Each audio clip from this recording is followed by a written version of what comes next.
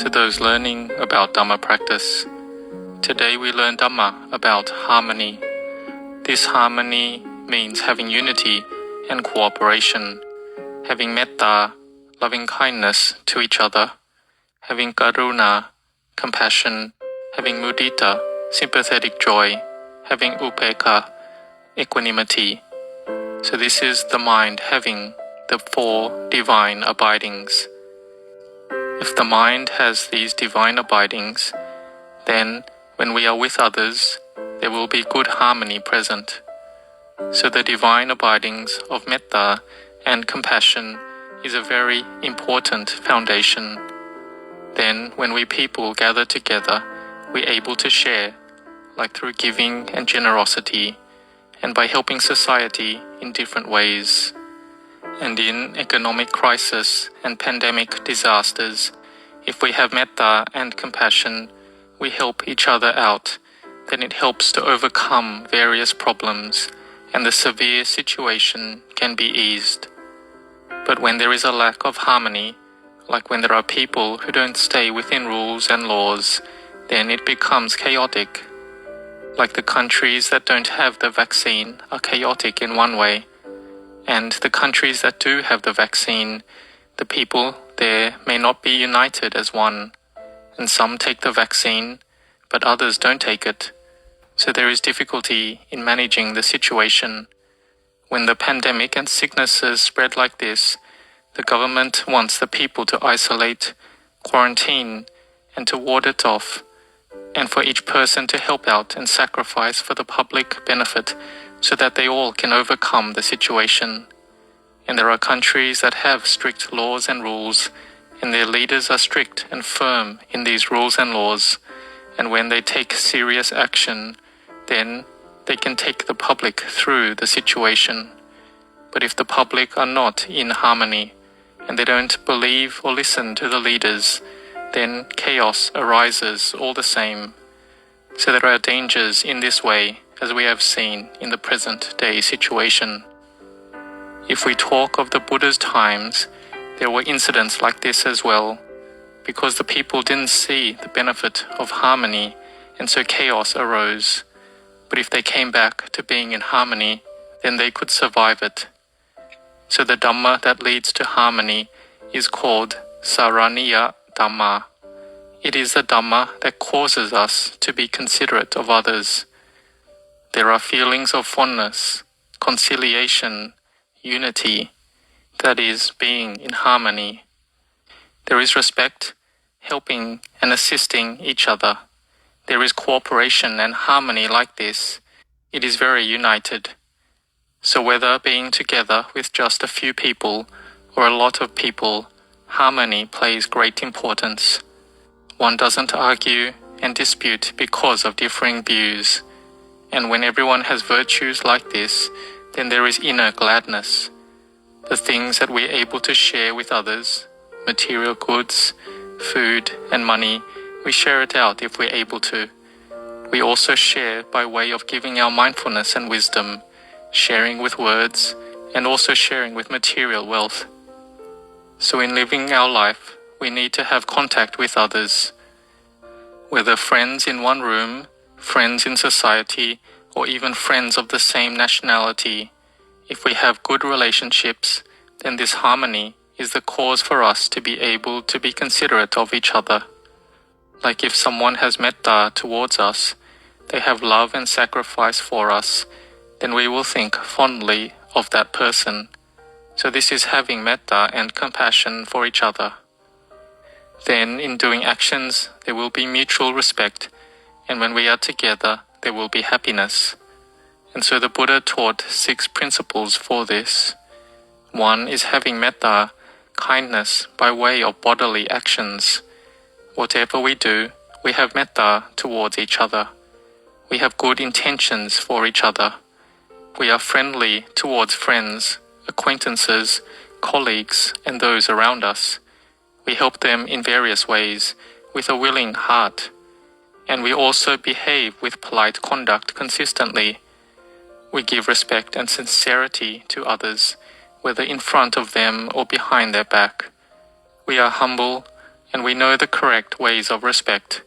We act in a correct way consistently, and this is a blessing of our life too. It's the highest blessing that the Buddha taught. The second principle is having metta through one's speech. Whatever we say it with metta, kindness to each other. This means whatever we say, we have good intentions. We speak and give motivation to each other in the times when people have suffering or when they don't achieve what they wish for. We don't speak in ways that add to their suffering. We don't gossip or blame others badly in front of them or behind their backs.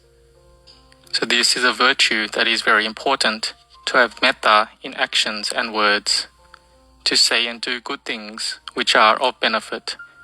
And then this brings up the benefits of harmony and unity. And also the mind that we may not be so aware of. We must cultivate metta, kindness in thoughts. Whatever thoughts we have, we think with metta to each other. We think with good intentions towards each other.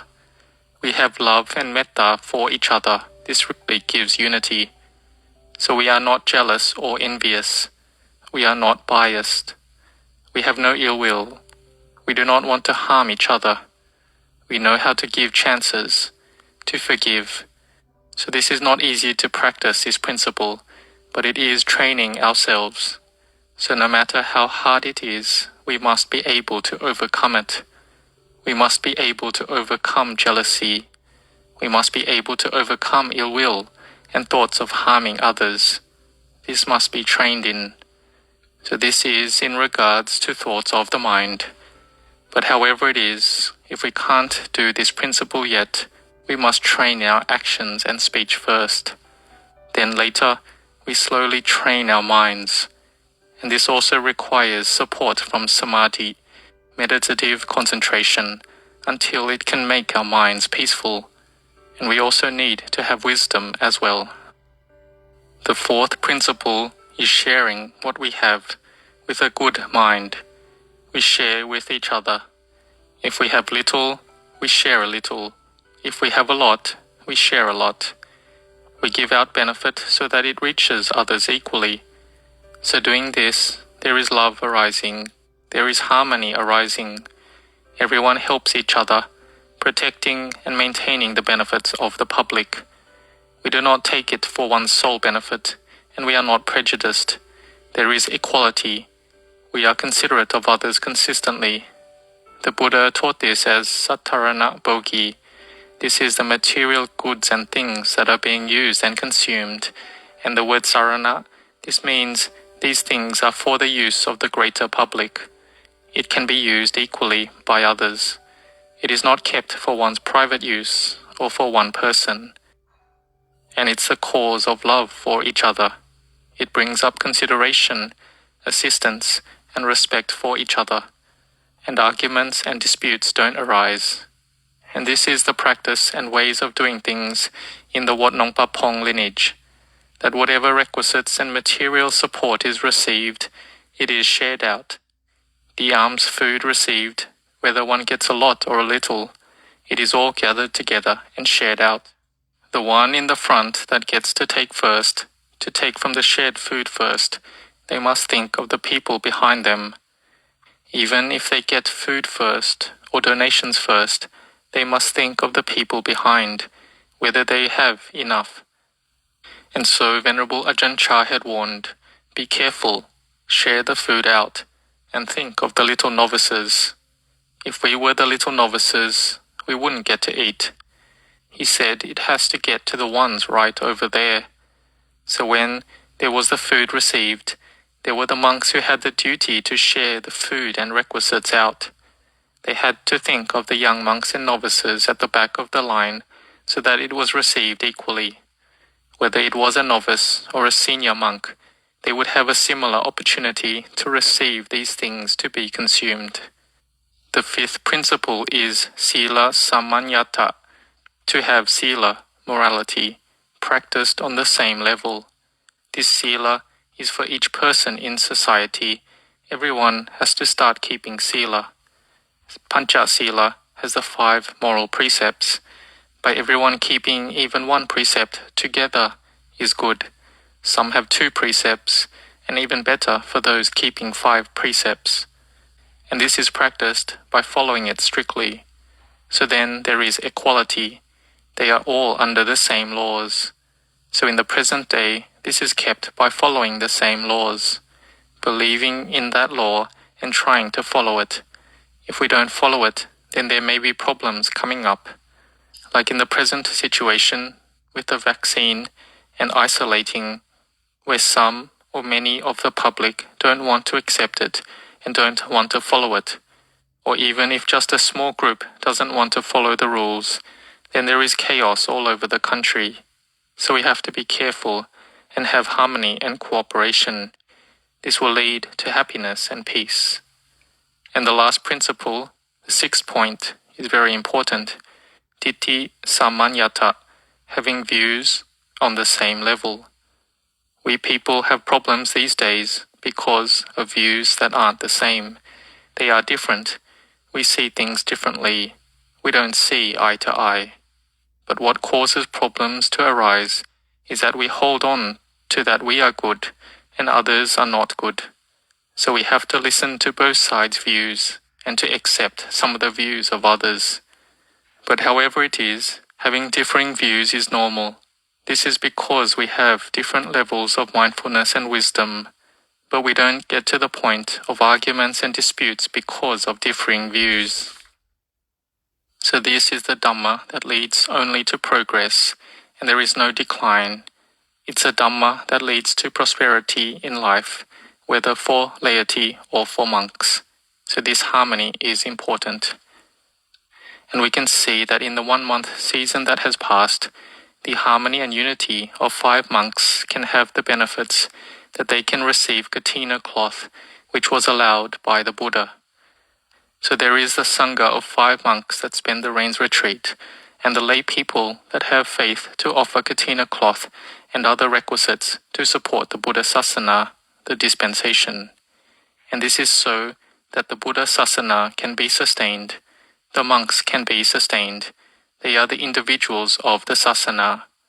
And when there is the Sasana Wattu, the material things that are used by the people of the Sasana to practice bhavana, the cultivation of the mind, then there arises the Sasana Dhamma in the heart.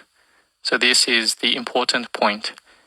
But when there is the breaking of harmony, then what happens is that it is very chaotic. And there is one story of the Samudamana Jataka, which the Buddha taught when staying in Nagrota Rama, where there was a dispute between his relatives. The Buddha taught about the weaver birds. Why? Because his royal relatives were in dispute over the sharing of water, to the point where they were about to go to war over it. It was chaotic and troubled, because they saw water as more important than life. But when the Buddha taught, then they could have mindfulness and wisdom arise, and so the war between the Sakyan clan and the Kosya clan was stopped. So when they were about to go to war, what is it that the Buddha taught? The Buddha said that at one time long ago, there were many thousands of weaver birds staying in a particular forest, and there was a hunter who caught birds to sell for his living.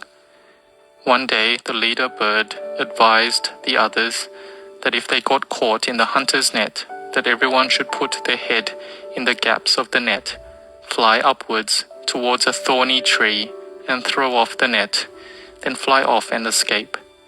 The birds accepted the advice and would follow it. Here, 2 days later, the group of birds got caught in the hunter's net, and they followed that advice, and all of them could escape. And when the hunter was able to release the net, it was night already, so this made the birds safe. And then one day, there was one bird who flew down to feed, and it stepped on another bird's head, and that was it. This bird got very angry, and arguments and disputes arose. The group split up into different groups. A problem had arisen. When the leader saw them arguing, He knew that by arguing like this, they would not be safe, and a disaster was going to happen. So he took his one group to leave and fly to another place. A few days later, the hunter caught the remaining group in a net. Upon being caught, the birds argued and flew here and there, and the hunter caught them all as food. See why? Because there was no harmony and cooperation. The leader of the weaver birds who had wisdom was our Buddha in a past life. But the leader of the other foolish group, who was it? We can guess easily. It was Devadatta. He led all his group to be part of curry and stew. So the Buddha taught this, and when he finished the talk, the Sakyan and Kosya clan could accept it in their hearts, and they did not argue and dispute about the water anymore, because they saw life as more important, and they could share the water accordingly. So this is important. May we have harmony. And even in Dhamma practice, it is the same. We need to have harmony. If our mind has sila, samadhi, panya, morality, concentration and wisdom in harmony, then we're able to see Dhamma on a high level. So at the least, may we develop loving kindness, compassion, sympathetic joy, equanimity, and make our minds better. When we have harmony and unity together, then in the groups and social circles that we live in, we will have safety, have harmony, and have happiness. Because we all want happiness in our life, and we don't want suffering. So may you set your hearts on this.